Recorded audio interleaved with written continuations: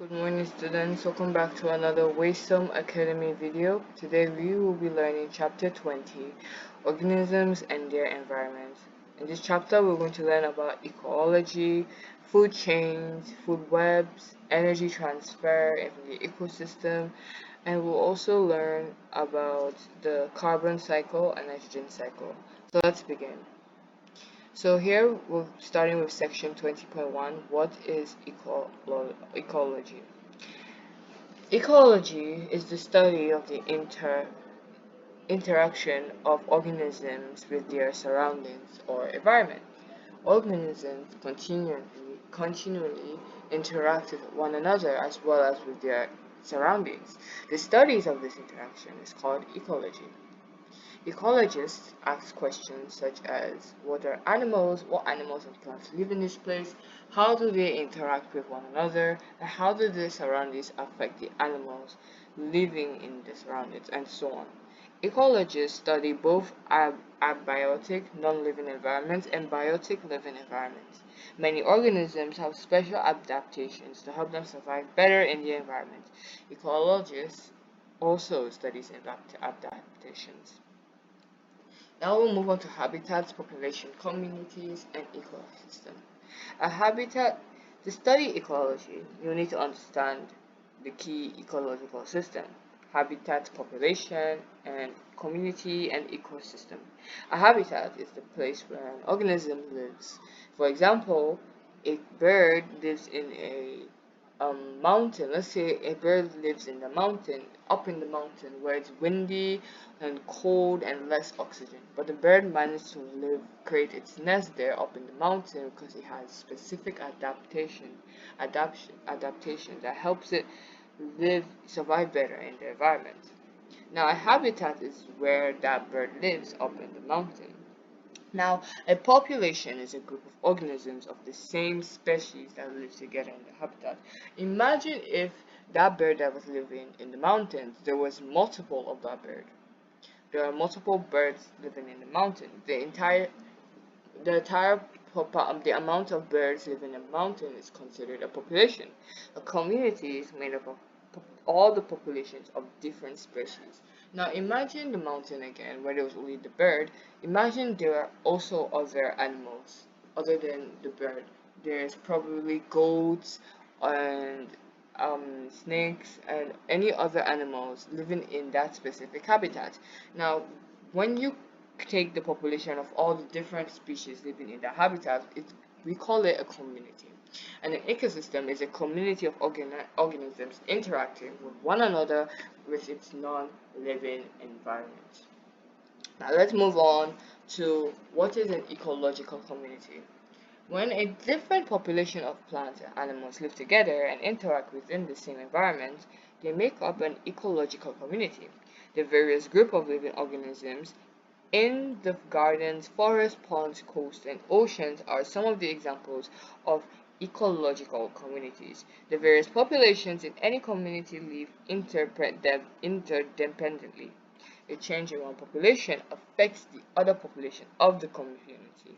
For example, if the population of a small crabs living in the mud of a beach community decreases, the population of animals that feed on these small crabs will also decrease. This is because there will be less food for the predators that eat the crab, and there will be less food available, so the population of the predators that eat crabs will decrease. It's also possible that the predators of crabs may begin to feed on other insects and small worms to get enough food. In this case, the population of insects and small worms may decrease. In reality, the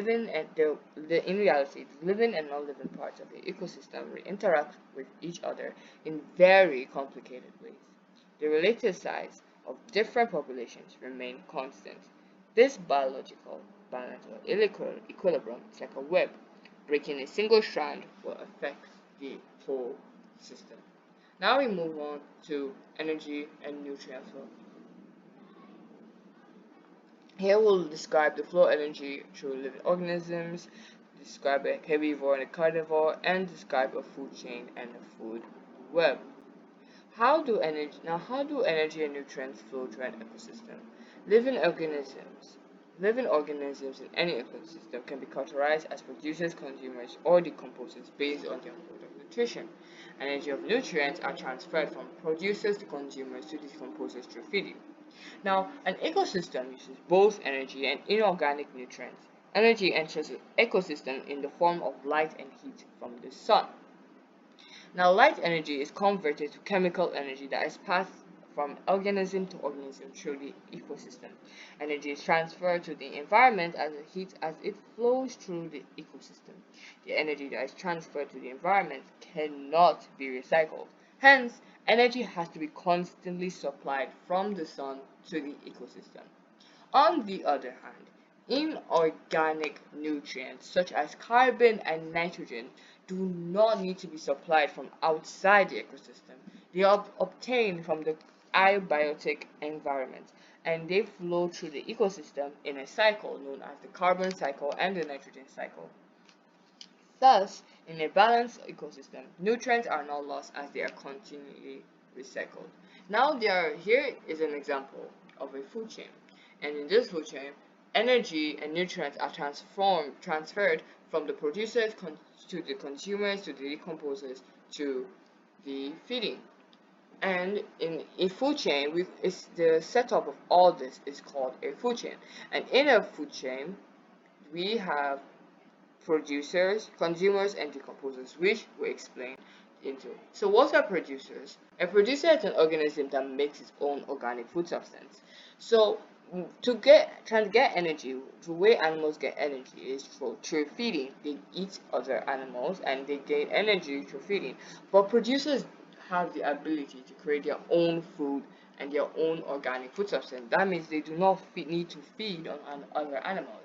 So it makes its own food substance by absorbing light energy from the sun and converting it into chemical energy to make carbohydrates such as glucose through photosynthesis. It also releases oxygen to the environment. Example are plants and algae. These two make their own food substances, and they contain chlorophyll that can absorb the light energy from the sunlight and convert it into chemical energy. Now, consumers are organisms that are not able to make their own food. That means they have to obtain energy and nutrients by feeding on other organisms. There are 4 types of consumers: primary consumers, secondary consumers, tertiary consumers, and quaternary consumers. Now, this depends on each consumer depends on their position in the food chain. Primary consumers are herbivores. That means they eat the producers and are the first level, trophic level in the food chain. They eat plants and obtain energy and nutrients by feeding directly on plants. Now, secondary consumers. These consumers are the second trophic level, and these organisms feed on primary consumers such as carnivores, meat eaters. A carnivore obtains energy and nutrients by feeding on other animals. Then we have tertiary consumers. These are also the third trophic level, and they are just consumers that feed on the secondary consumers. Then we have quaternary consumers. Quaternary consumers are the fourth trophic level, and they feed on tertiary consumers. So now let's move on to decomposers. What are decomposers? Decomposers are organisms that get their energy by breaking down dead organisms, feces, and excretory products. Their activity returns nutrients like mineral ions to the environment. Typical examples of decomposers are bacteria and fungi. Now we'll move on to what are food chains. Now that we understand each trophic level and each cellular trophic level of the food chain, now we'll explain what a food chain is. A food chain is a series of organisms through which energy and nutrients are being transferred. A food chain is a series of organisms where each energy and nutrients are being transferred, beginning as a producer. Now we can represent the feeding relationships between organisms in an ecosystem using food chains. Each organism in a food chain feeds on the organism before it, and provides food for the organism after it. A food chain always begins with the producer, or else there won't be energy from the sun to be able to be transferred to other animals in the tropic level. Now, there are some types examples of food chains. Generally, food chains do not have more than 4 tropic levels, but sometimes in food webs, there is quaternary consumer. But for food chains, most of the highest we normally get is the tertiary, which is the fourth tropic level. Now, each stage in the food chain is known as a tropic level, and generally, these food chains don't have more than four tropic levels. Now that you understand food chains, let's move on to the next part, which is what is the impact of introducing a foreign species into our habitat. Introducing foreign species into a habitat can have devastating effects on the ecosystem. In the 19th century, rabbits were introduced to Australia from Europe.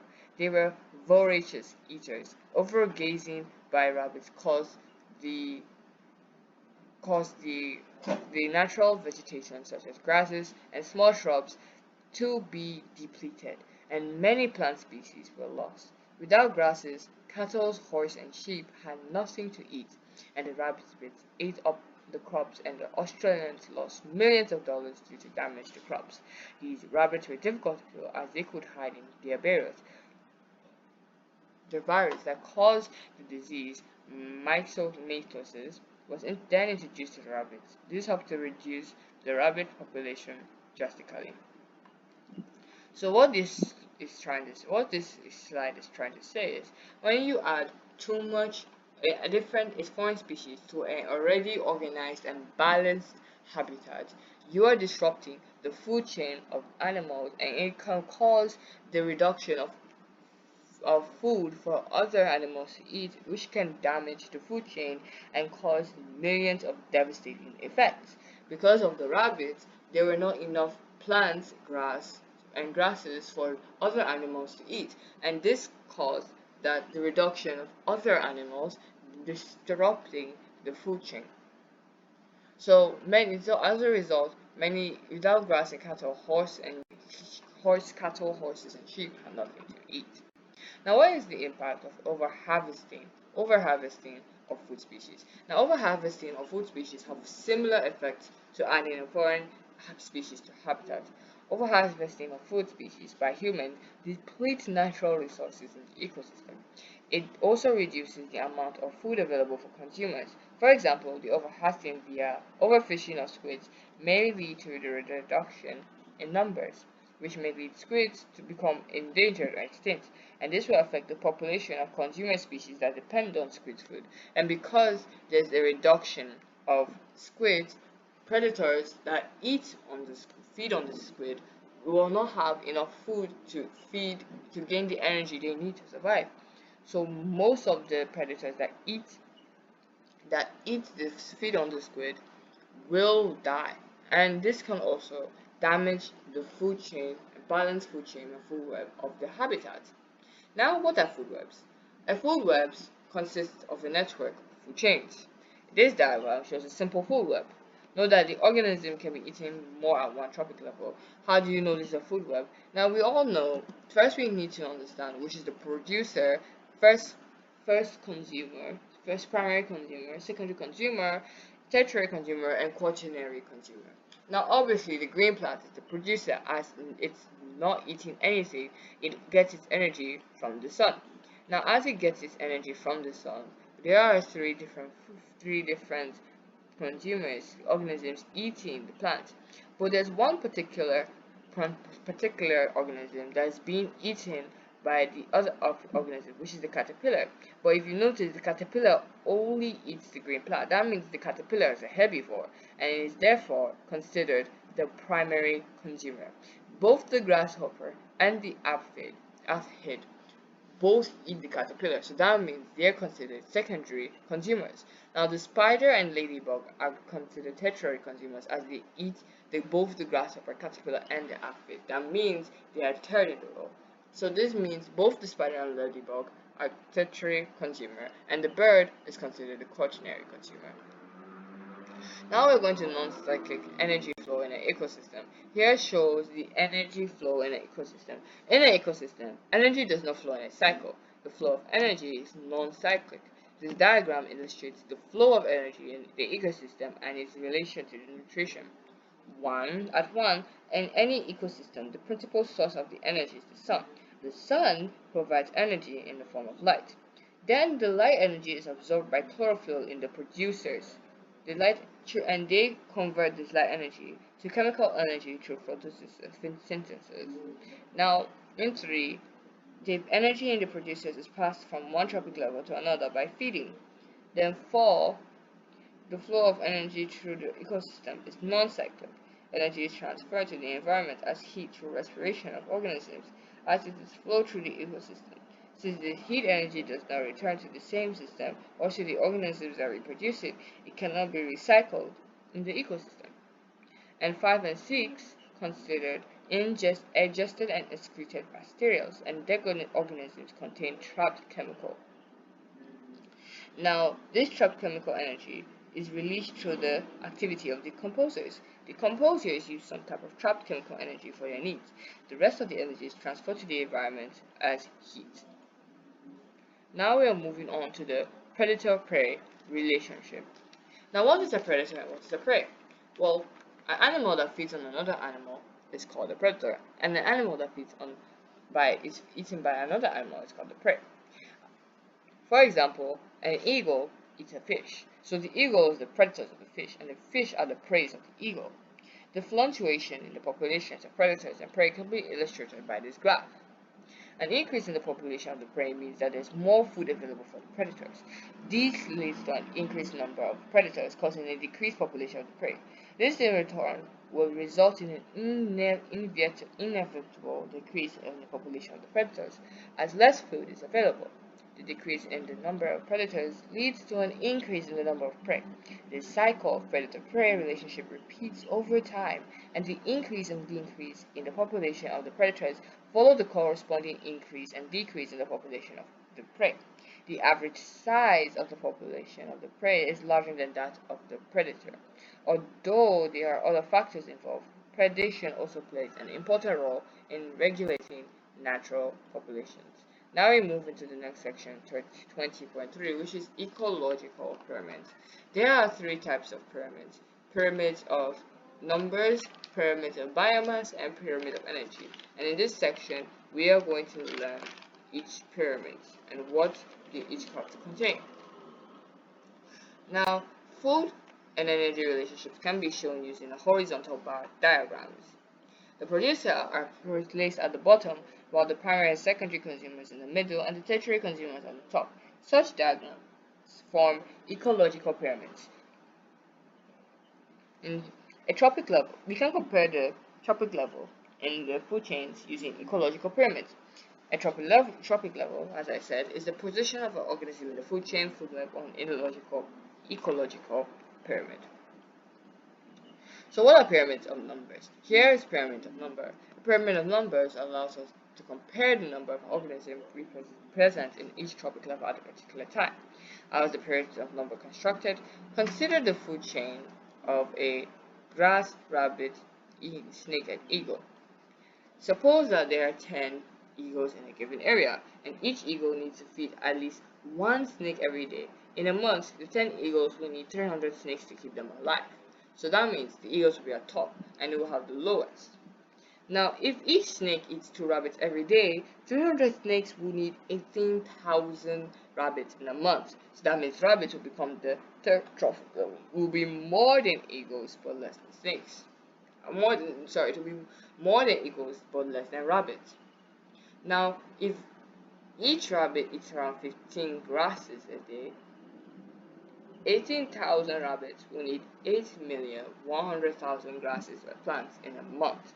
So each organism tropic level can be used to construct the number of pyramids. The length of the bars in the pyramid represents the number of organisms present at that time. For this food chain, the pyramids will be broad at the base and narrow at the top. What are some disadvantages of using a pyramid of numbers to represent a food chain? It does not consider the size and mass of an organism, because some eagles might have more mass and might need more food than normal. And it doesn't consider whether the organism is an adult or a juvenile, because adults need more food because they do more work and they need more energy than juvenile. And the pyramid is not upright if there's parasites in the food chain. Parasites disrupt a food chain as they live in large amounts and they eat a lot. So they could be, if you add a parasite to the food chain, it won't really necessarily make the pyramid correct or accurate. Now we move on to what is a pyramid of biomass. A pyramid of biomass allows us to compare the mass of organisms present in each tropic level at a particular time. How is a biomass constructed? The pyramid of biomass is constructed based on the standing mass, the dry mass of an organism, in each tropic level at any one time. The dry mass of an organism is the mass of the organism when all of its water content has been removed. Consider the food chain shown. The biomass of grass. Grass is then eaten by rabbits, which is eaten by snakes, which is then finally eaten by eagles. The pyramid of biomass has a similar shape to that of a pyramid of numbers, but this is because the biomass of the lower tropic level is larger than the biomass of the next tropic level. So in a typical drawing of a pyramid of biomass will look something like this, with the top being at the bottom. It will look very similar than the pyramid of numbers. But the thing is, biomass don't matter of the numbers. So no matter how much amount of numbers there is in a food chain, it won't consider the amount. Because example, let's say there's one big tree is then eaten by a bunch of aphids, which is finally then eaten by parasites. Now obviously parasites are the most here, and if we were to draw this food chain in a pyramid of numbers, it will look something like this, with the tree being the smallest because there's one tree, that means there's only one tree, and aphids being longer, and parasites being even longer. A pyramid of numbers will be inverted, but because of the biomass can never be inverted because it does not count the numbers, the amount, it rather counts the dry mass of an organism. Now, what are the advantages and disadvantages of using a pyramid of biomass to represent a food chain? It considers the size of the mass of organism, hence it is more accurate representation of the energy flow through a food chain than a pyramid of numbers. It is usually upright, thus it can be used to overcome the problems of inverted pyramid of numbers. Or however, organisms have to be killed to obtain biomass. It is only constructed at a particular point in time, hence it does not count the rate of reproduction of organisms. As I said, most ecological pyramids are pyramid shaped, but there are exceptions. For example, pyramid of numbers can be upside down or inverted if organisms of one tropic level are parasitic on organisms of another tropic level, and many organisms of one tropic level feed on a large organism of another tropic level. Example, tree, aphid, and protozoa. As you can see, the pyramid of numbers is inverted while the pyramid of biomass is not inverted. Now we move on to the final pyramid, which is the pyramid of energy. The pyramid of energy allows us to compare the total energy in each tropic level of a food chain over a certain period of time. Unlike the pyramid of biomass, the total energy content in each tropic level is determined over a period of time, say 1 year. So how is a pyramid of energy constructed? The shape of a pyramid shows that an increasing amount of energy is lost as we move up the trophic levels. The total energy is highest at the first tropic level and is lowest at the last tropic level. And about 90% of energy is lost and transferred from each tropic level to another. So let's say a producer collects 10,000 kilojoules of energy. Out of that 10,000 kilojoules of energy, only 10% of this energy will move on to the primary consumer when the primary consumer feeds on the producer, and it's so on like that until the final. The secondary consumer will only get 10% of energy from the primary, and the tertiary will only get 10% from the secondary. That's assuming that 90% energy loss is during energy transfer.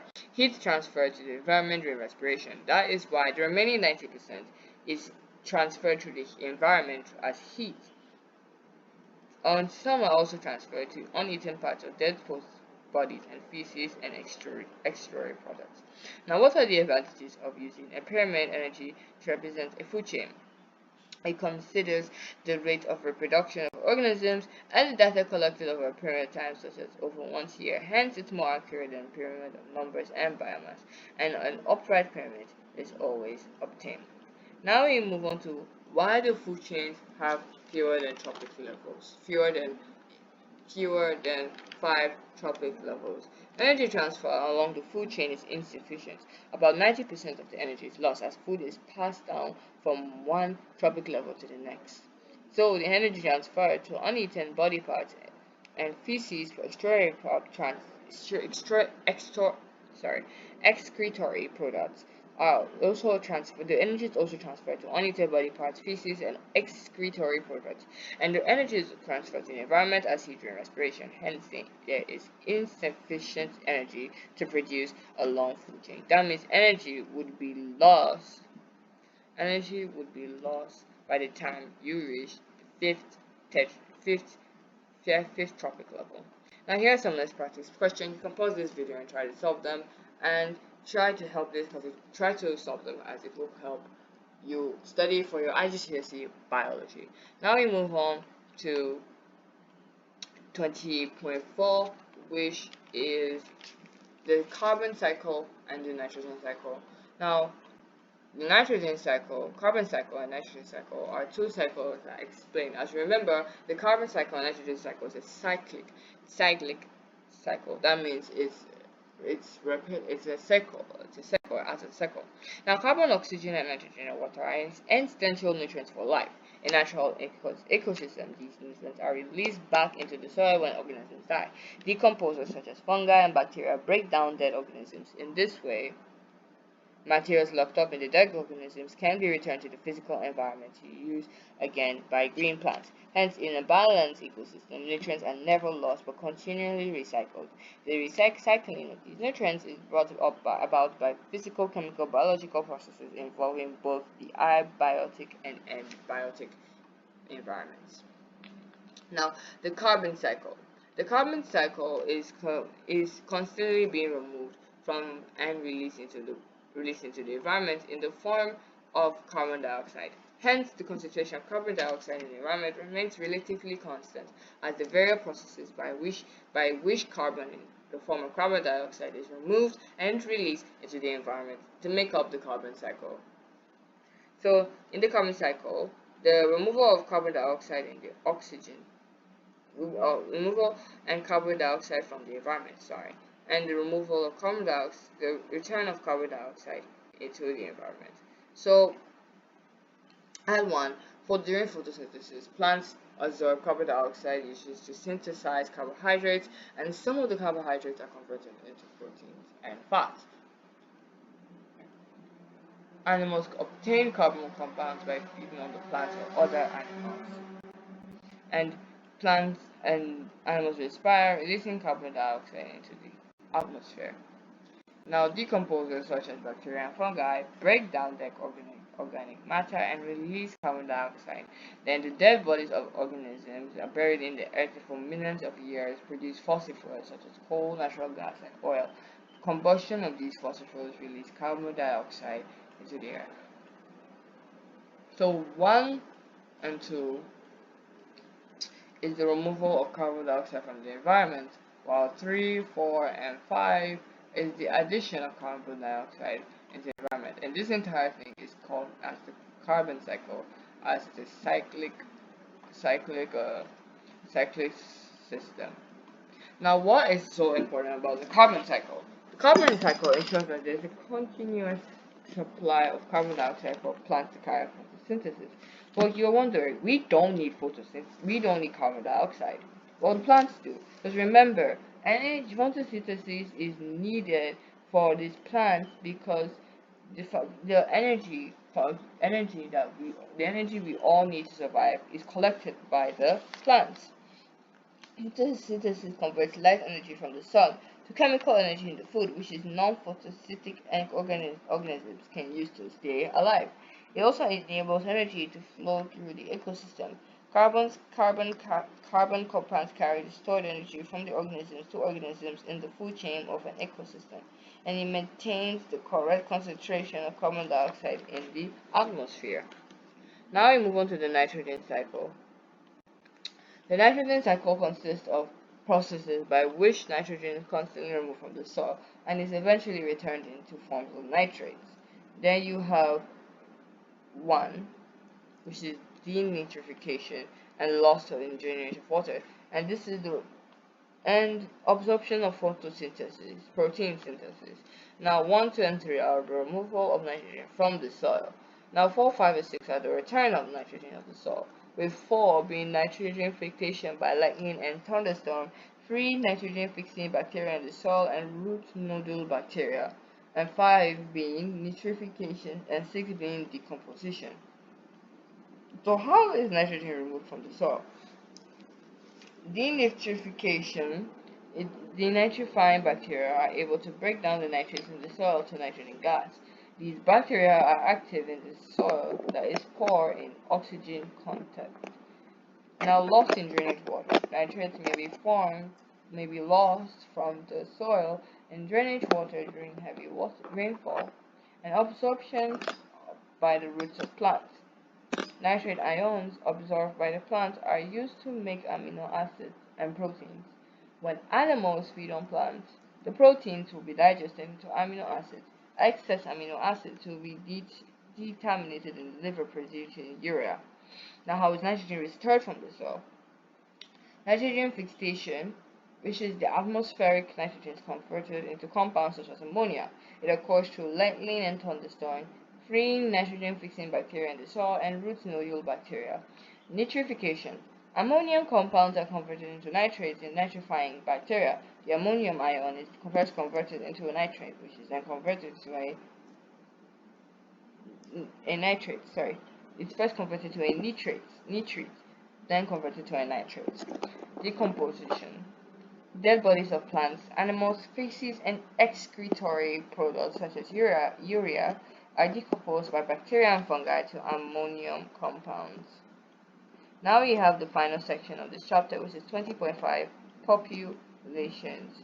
Now, what are factors that affect the rate of population growth?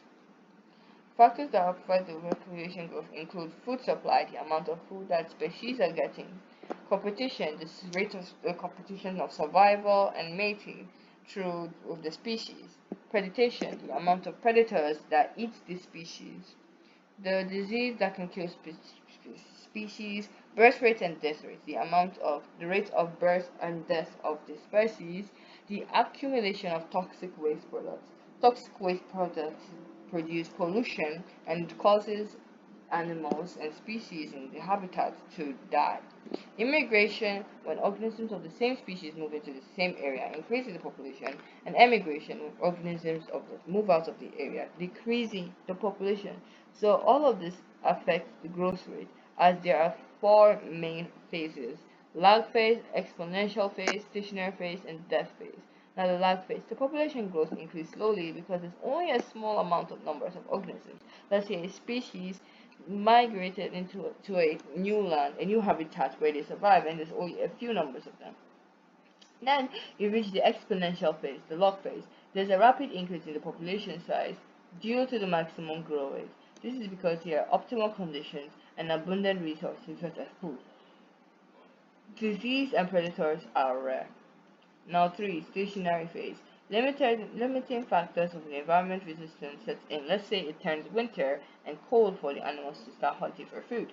There is a decrease in the food available, more organisms die of disease or predation, and the death rate equals to the birth rate, and the population size becomes constant. And finally, 4. Death phase. The death rate is higher than the birth rate, and the population size starts to drop. Now this is shown in the graph as the lag phase, when it's beginning to grow; exponential phase, or the log phase, where the population is boosting, increasing, and skyrocketing; the stationary phase, where the birth rate and death rate is equal; and the death phase, where the death phase, like disease is higher, predation is higher, and food supply is lower, competition is higher, and the death rate is higher than the birth rate. But here is let's practice question. You could try and solve these. This is related to the carbon cycle. And please try and solve this. Pause this video and solve. And we have arrived at the end of this chapter. Here is a mind graph. We're talking about an ecosystem. We've learned about food chains, organisms, population, and we also learned about the carbon cycle and the nitrogen cycle. We've learned about the phase population signal curve, and we have also learned about food chains and food webs, and also ecological pyramids. So if you found this video educational or it helps you in any way, please hit that like button and subscribe. Thank you so much for watching, and we have arrived at the end of this video. Thank you. Goodbye.